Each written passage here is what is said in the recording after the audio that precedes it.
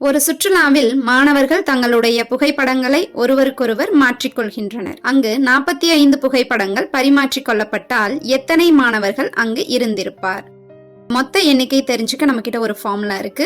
n × n+1/2. மொத்த எண்ணிக்கை தான் அவங்க 45 கொடுத்திருக்காங்க.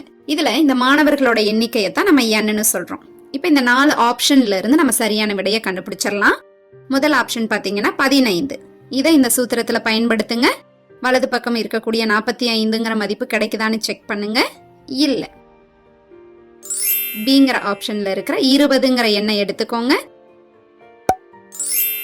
அடுத்த ஆப்ஷனான சிக்கு போயிடலாம். 9ன்னு சூத்திரத்துல பயன்படுத்துங்க. 9 × 10/2. இதை பெருக்கணும் அப்படின்னு சொன்னோம்னா 90/2 சுருக்குனா 45. வலது பக்கம் இருக்கிற அதே எண் கிடைச்சிருக்கா? அப்ப இதுதான் நமக்கு சரியான பதிலாக இருக்கும்.